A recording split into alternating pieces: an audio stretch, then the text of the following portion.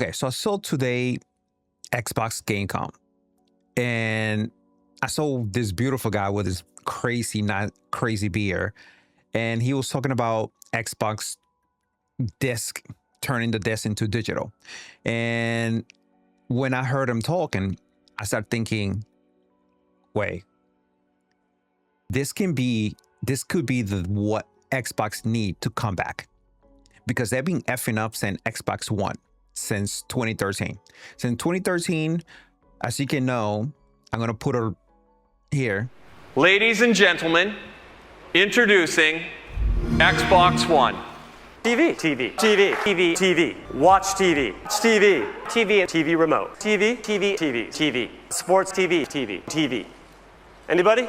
TV, TV, and TV. Sports, sports, sports, sports, sports, sports, sports, sports, Sport, sport, television. Television, TV, television. Tell me, I mean, coming out of that reveal, how did you feel about it? Because I know obviously a lot of gamers have been all over social media complaining. I mean, what was your takeaway from that? What did you learn from that? Well, look, we knew that we had to share two things: the vision for the box that we're creating, some of the features and functionality, and what it means to design something for the next decade.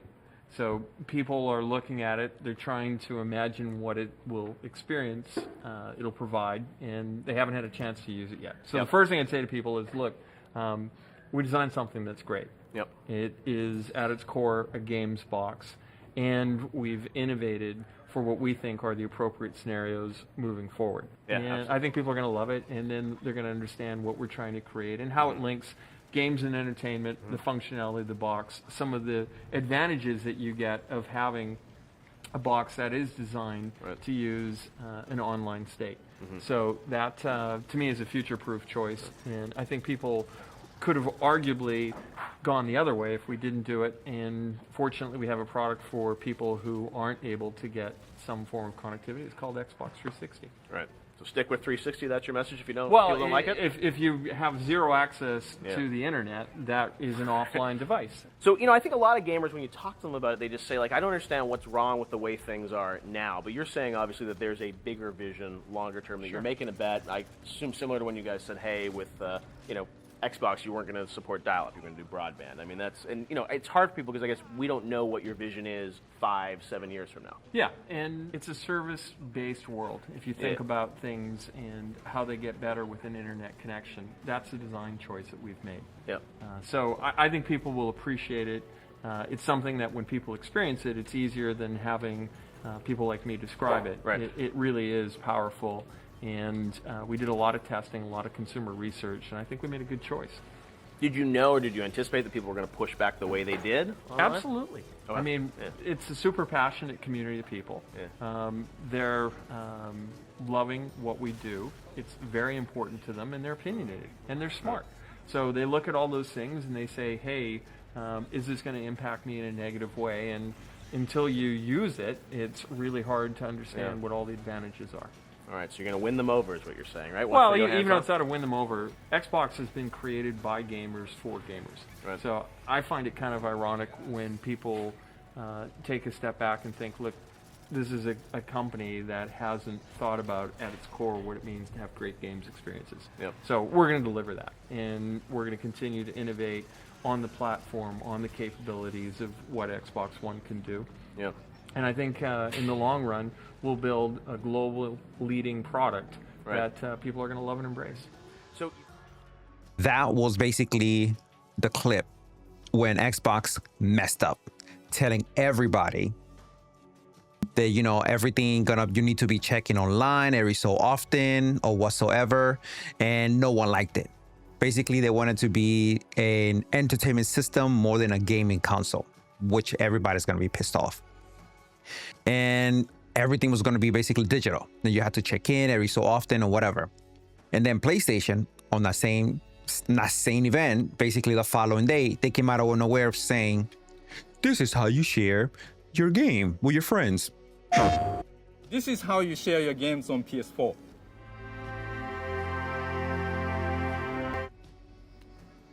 Thanks. PlayStation. And pass it over to the other guy. Everybody remember that whole event. It became a major thing, and from there, PlayStation 4 just took off. It just took off, and Xbox have to even cancel their Connect because it came bundle the console with the Connect. That flopped so bad they have to completely cancel the Connect, and they end up selling just the box alone. And the whole experiment, they went from 360 to the Connect to the Xbox One, disappear because the 360 ended up having the Connect version of it that you can actually move around. Basically, it's like VR without the VR goggles, right? Almost what the Nintendo Wii were doing, minus the controller, just yourself. So that was a cool idea, but for them coming in with those rules for the new console, no one was ready for that. And by the way, I guess they were like 13 years way too freaking early for it. If they would actually come up with that right now, people will, okay, this is where the industry is going, and this is where we are right now. So what I think they need to do is take advantage of what PlayStation is effing up so hard, like they did back then, took advantage of their messed up. And right now, they need to take, like they said, like this beautiful guy said with his beer. There has been a lot of conversation lately around ownership and also rights to the games that you buy. So Jason, what do you make of it all? Yeah, very similar to you. Like I have a large physical collection. I have my own collector statues. Heck yeah. So today we're bringing a new feature to bring all of the benefits and the flexibility of digital to players who have physical games. Because players have built their libraries of games with Xbox over the last 25 years. Many players, some have bought physical discs, some have bought their games digitally, and many of these games work across multiple generations. And even as technology changes and formats change, your library shouldn't. We have so many special memories tied into our libraries, the moments you played with your friends, and we want to be able to bring those forward. And that's really about our commitment to game preservation. I mean, that sounds great. I really love the idea of your libraries moving forward with us, but can you maybe walk me through it a little bit? So again, I've got a physical game copy on my shelf at home. What do I actually do with it?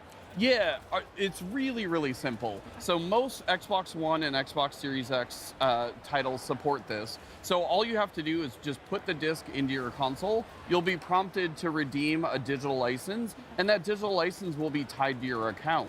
And so now you get all of the benefits of digital. So you don't have to put the disc into your console to play the game. If the game supports Xbox Play Anywhere, you can easily play it across multiple screens. And you can even do things like cloud streaming, which you never were able to do previously from a physical disc. Wow, I mean, that sounds sick and also really straightforward. You mentioned just then about supported titles. Yeah. What do you mean by that? Yeah, so we're launching with support for thousands of games. And we'll add more over time. And this is part of why we're launching the Xbox Insider, so that we can start collecting feedback. And you'll see improvements over time. But this is really just, when you think about working with thousands of games across. But on that same thought, I hope they find a way, or they probably figured out a way that each disc be identified as you being the owner. Because if somebody else have the same disc and give it to somebody else, for example, that person will have a digital copy too. So they have to be a way for them to be able to grab it and pass it on to another person. And the digital license is gone on your library. If they're able to figure that out, then this would be kind of cool here. 25 years of Xbox. Very similar to how we brought the original Xbox games to PC. We're just really focused on giving you more flexibility and giving you more ways to play the games that you've bought from Xbox over many years. Awesome. Sounds like a lot of ways to play. And with this new feature, nothing's being taken away here, right? No, not at all. Your physical discs continue to work as they always have. You can display them with your collector's editions and just celebrate your collection. And it's really about adding more flexibility and providing more choice for you as a player. About turning the physical disc into a digital license. This way you can put your disc in, and then it give you an access to your game digitally, so you don't have to buy it again. And if it has Play Anywhere, then you can also play on your PC, which is freaking great. Something that Sony has no way of doing it unless they make their own platform. Unless they make their own PC platform, that you'll be able to play Sony PC games on their own platform specifically. Unless they do that. If they cannot do that, right now, Xbox can grab them by the, you know what? This is a chance for Microsoft to make a comeback. And I'm gonna say this. If they want to make a major comeback, they need to have the next console with a disc player, with a disc on it, and allow us to still buy next generation on a disc, and then allow us to, if you want to buy it with the disc, allow us to basically put it on the console and convert it into digital. And then this way we can still take that disc and put it on the shelf. And if it has Play Anywhere, we can also play on a PC. So we buy one physical copy and it turned digital, and we can play on PC and on the console. If they do that, I'm just saying,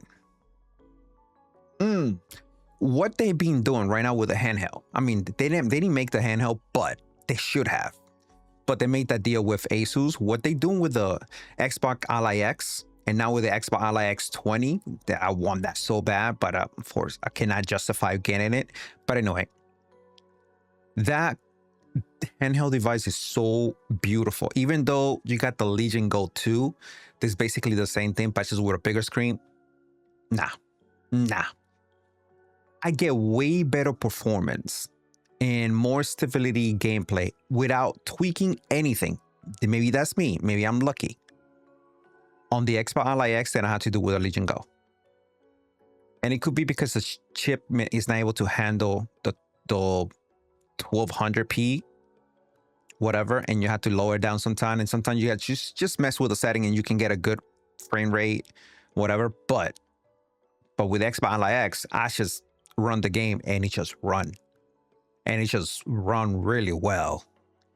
But having them to allow you to convert your games, your physical games, into digital license, and if it has Play Anywhere, allow you to play on your PC also, this can be what kills PlayStation, or maybe hurt PlayStation really, really bad, and help Xbox next generation to become a badass. And especially their next generation supposed is a hybrid. It's a hybrid console and PC. If they able to manage that, it's basically a Steam machine and an Xbox machine all in one. What better console can that be? Sony cannot make it. They cannot do it. They just can't. There's no way they could do it. So I'm just saying, this is a chance for Microsoft or Xbox to go for the juggler. Take out Sony out. I'm just saying. That is my opinion. And this event just kind of like, in my head, I was like, oh, come on, Microsoft, do it. Go for the juggler. And then what Sharma said, the new CEO, she's saying also, consumer, all right. If you don't cater to the consumer, what are they going to do? They're going to go someplace else. She also said that on the event. I'm just saying. She's basically telling Sony, Sony, you're effing up, and we're going to take advantage. If the customers say that you're wrong, you're wrong. My thing is, if you're going to go digital little by little. Like this generation has been going digital little by little. Just don't jam it in. Like me personally, I will say next generation should be a hybrid of both, basically.